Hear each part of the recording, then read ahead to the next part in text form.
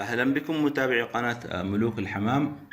إذا كان عندنا زغلول حمام تركته أمه، عندنا هذا الفرخ تركته الأم والأب.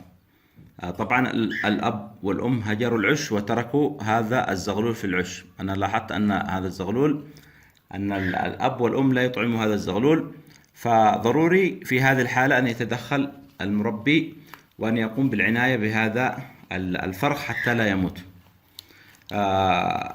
ضروري جدا أولا نقوم إذا كان عندك أنثى عندها فراخ بنفس العمر، ممكن أن نقوم بنقل هذا الفرخ عند الأنثى ونضعه تحت الأنثى، وسوف نلاحظ أن الحمامة تطعم الزغلول مع الزغاليل الموجودة تحتها.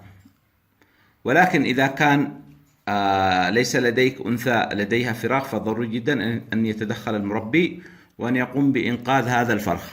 أنا عندي هذا الفرخ طبعا أخذته من العش بعد أن هجرت الأم والأب هجروا العش، وليس عندي أنثى لديها فراخ، فضروري جدا أن أقوم بإنقاذ هذا الفرخ.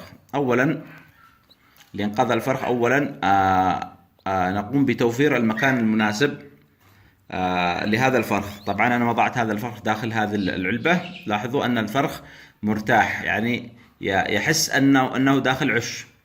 لاحظوا مرتاح جدا. طبعا توفير المكان والجو المناسب وتوفير المكان مثلا هذه العلبة مناسبة جدا، وأيضا توفير الجو ضروري يكون مكان دافئ، يعني لا نعرض هذا الفرخ لتيارات هوائية أو نضعه في مكان بارد، فضروري جدا أن يكون المكان دافئ حتى لا يموت من البرد. ومن المهم جدا أيضا التغذية، ضروري نركز على التغذية.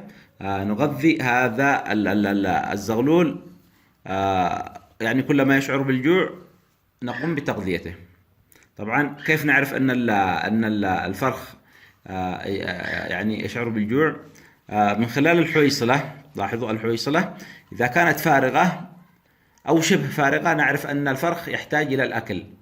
وأيضا إذا لاحظنا أن الفرخ يطلب الطعام، لاحظوا هذا الفرخ الآن ما شاء الله تبارك الله يشعر يعني لا يشعر بالجوع. إذا كان يشعر بالجوع تلاحظ أن الفرخ يطلع صوت ويلاحق الإصبع.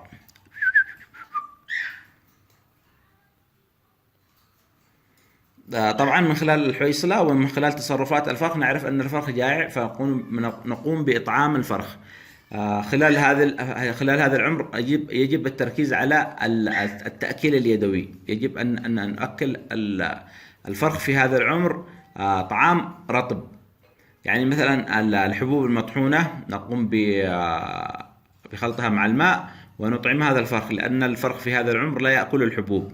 يعني يأكل الحبوب ممكن أن نعود الفرخ من عمر 15 يوم على الحبوب الصغيرة فقط، ولكن بهذا العمر يجب أن يكون الطعام أو الأكل أو التأكيل اليدوي الحبوب المطحونة مع الماء.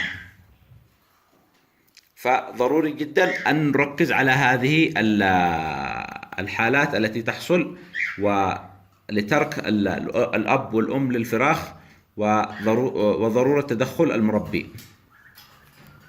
هذا ونتمنى لكم الفائدة، وإلى اللقاء في مقطع قادم إن شاء الله.